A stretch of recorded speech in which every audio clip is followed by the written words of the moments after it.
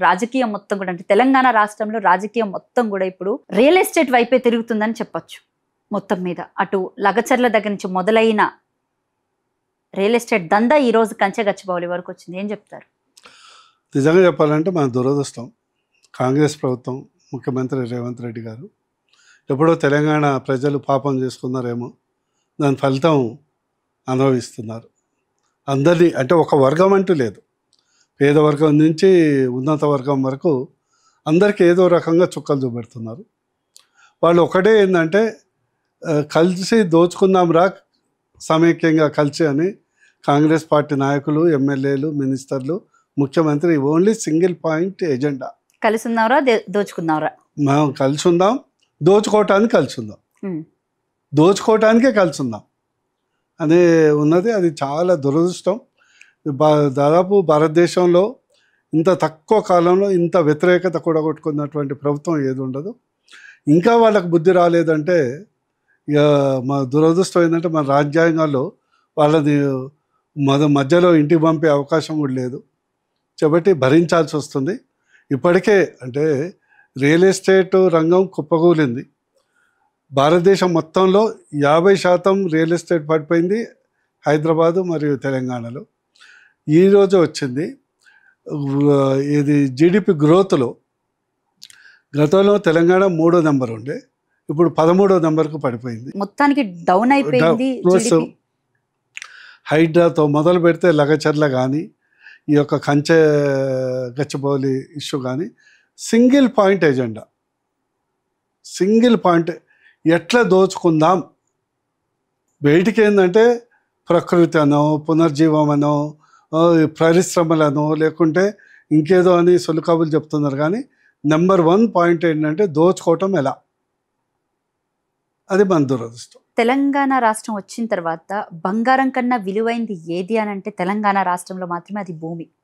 So భూమికి ఎంత వెలకట్టాలో అది ఎంత వరకు అయ్యిందో అందరికీ తెలిసిందే. ఈరోజు అదే భూమిని ఆసరాగా చేసుకొని అటు పేదల దగ్గర నుంచి గుంజుకోవడం మొదలుకొని ఇప్పుడు కాలేజ్ పరిశ్రమల్లో అంటే పరిశ్రమలు ఇక్కడ కడతాము, కాలేజీల్లో ఉన్న భూమిని కూడా లాక్కోవాలని చూస్తున్నారు. తెలంగాణలోని ఉన్న సంపద ఏంటంటే బేసిక్గా అడవి శాతం ఎక్కువగా ఉంటుంది. ఇక్కడ జంతువులు కానీ లేకపోతే మిగతా కొన్ని వన్యప్రాణులు కానీ ఇక్కడ మనకి ఎక్కడ పడితే అక్కడ కనపడుతూ ఉంటాయి. అలాంటి ప్లేసులు అంటే వాటికి వదిలేసినప్పుడు వాటిని మళ్ళీ గుంజుకోవడం అనేది ఎంతవరకు కరెక్ట్? ఇప్పుడు అదేంటంటే ఇప్పుడు వాళ్ళ ఉద్దేశం పరిశ్రమలు కాదు, అభివృద్ధి కాదు, దోచుకోవటమే. ఎందుకంటే ఈరోజు తెలంగాణ ఇండస్ట్రియల్ ఇన్ఫ్రాస్ట్రక్చర్ కార్పొరేషన్ దగ్గర 1,00,000 ఎకరాలు ఉంది ల్యాండ్, ఎగ్జిస్టింగ్ ల్యాండ్ ఉంది. ఈవెన్ మా భువనగిరి పార్లమెంట్ పరిధిలోనే ఈ యొక్క ఫార్మాసిటీ పేరు మీద గత ప్రభుత్వం 19,000 ఎకరాలు సేకరించింది, అట్లనే ఉన్నది. అదేవిధంగా కోహేడ దగ్గర హైదరాబాదులోనే 250 ఎకరాలు ఉన్నది. ఫ్యాబ్ సిటీలో 900 ఎకరాలు ఉన్నది. జవహర్ నగర్లో 1,200 ఎకరాలు ఉంది. అంటే దీని లార్జ్ జంక్ చెప్తుంది, ఇంక చిన్న చిన్నవి చాలా ఉన్నాయి. ఇంత ల్యాండ్ మన నిమ్స్ జైరాబాద్ కింద దాదాపు 3,000 ఎకరాలు అక్కడ ఉన్నది. ఆల్రెడీ పరిశ్రమల కొరకు తీసి పెట్టింది. మరి వాటిలో డెవలప్మెంట్ అది చేయట్లేదు, వాళ్ళ ఉద్దేశం కాదు కదా. ఇప్పుడు 4th సిటీ అని కొత్తది పెట్టిండు. 19,000 ఎకరాలు ఆల్రెడీ గతంలో ఫార్మాసిటీ కొరకు ఎక్కువ చేశారు, నానా ఇబ్బందులు పెట్టి. అవును, దాన్ని చిన్న ఒక శంకుస్థాపన కూడా లేదు ఏ పరిశ్రమ. వీళ్ళ లక్ష్యం ఏంటంటే ఏదో విధంగా వీళ్ళు పొయ్యే లోపల వీలైనంతవరకు భూముల్ని చట్టబద్ధంగా కబ్జా చేయాలనే ఒక ఏకైక లక్ష్యం, అంతమించి ఏం లేదు. ఈవెన్ మున్సి పునర్జీవం పథకం కూడా 1,00,000 కోట్ల బడ్జెట్ పెట్టుకొని దాన్ని కబ్జా చేయడానికే హైడ్రాన్ పేరు పెట్టేసి దానికి ఏదో పర్యావరణం పేరు పెట్టేసి చేశారు. వీళ్ళకి మాత్రం పక్షులు, జంతువులు, జింకలు, పేద ప్రజలు అందరూ ఉసురు జరుగుతుంది. కాంగ్రెస్ మాత్రం వచ్చే ఎన్నికల్లో ప్రజలు అదే మూసిలా ఒక్కడికి డిపాజిట్ లేకుండా బొందబెట్టడం మాత్రం ఖాయం. రైట్. అయితే ఇంతమంది దాదాపు పెద్ద ఎన్డీటీవీ లాంటి పెద్ద పెద్ద సంస్థలే అక్కడ జంతువులు ఉన్నాయి, అక్కడ అడవి ఉంది, అక్కడ పక్షులు ఉన్నాయి, ఫ్లోరా అండ్ ఫ్యూనా లేకపోతే నక్షత్ర తాబేలు ఇలాంటివన్నీ గుర్తించిన వాళ్ళు ఎందుకు కాంగ్రెస్ గవర్నమెంట్కి అసలు కళ్ళు కనిపించట్లేదు? ఈరోజు ప్రతి ఒక్కరు అంటే మీ నియోజకవర్గానికి సంబంధించి ఎంపీ చామల కిరణ్ కుమార్ రెడ్డి గారు కానీ అంటే ఆయన డైరెక్ట్గా మాట్లాడుతున్నారు, అక్కడ ఎలాంటి జంతువులు లేవు, ఏవీ లేవు, ఏదో పెరిగిన తుప్పల్ని చెట్లను పట్టుకుని అడవి అంటున్నారు అని ఎలా పడితే అలా మాట్లాడుతున్నారు. ఇంకో పక్క నుంచి చూస్తుంటే ఎంపీ మల్లు రవి గారేమో తెలంగాణ అభివృద్ధిని నార్త్ ఇండియన్స్ చూసి తట్టుకోలేకపోతున్నారని చెప్పేసి ఏకంగా నార్త్ ఇండియన్స్ మీద కామెంట్స్ చేయడం జరిగింది. నిన్న మొత్తం ఎన్డీటీవీలో కానీ లేకపోతే నార్త్ ఇండియన్కి సంబంధించినటువంటి ఛానల్స్లో అన్ని పెద్ద ఎత్తున ప్రచారం జరిగింది. అది ఇంకో పక్కన చూస్తే మహేష్ కుమార్ గౌడ్ గారు ఈ రోజు మాట్లాడారు. ఏమని మాట్లాడారు ఆయన డైరెక్ట్గా, ఎవరైతే కంచగచ్చిబౌలి గురించి బ్యాడ్ ప్రాపగాండా చేశారో ప్రతి ఒక్కరి మీద కేసులు పెట్టి తీరుతాము, దీని మీద సుప్రీంకోర్టులో పిల్ వేస్తున్నామని చెప్పేసి డైరెక్ట్గా ప్రెస్ మీట్ పెట్టి మాట్లాడడం జరిగింది. అంటే సుప్రీంకోర్టుకి కనిపించిన కళ్ళు, వినిపించిన చెవులు ఎందుకు కాంగ్రెస్ పార్టీ నేతలకి కనిపించట్లేదు, వినిపించట్లేదు? ఇప్పుడు రేవంత్ రెడ్డి గారు ఒక 10 మంది భజన పనులు పెట్టుకున్నాడు అమ్మ చుట్టూ.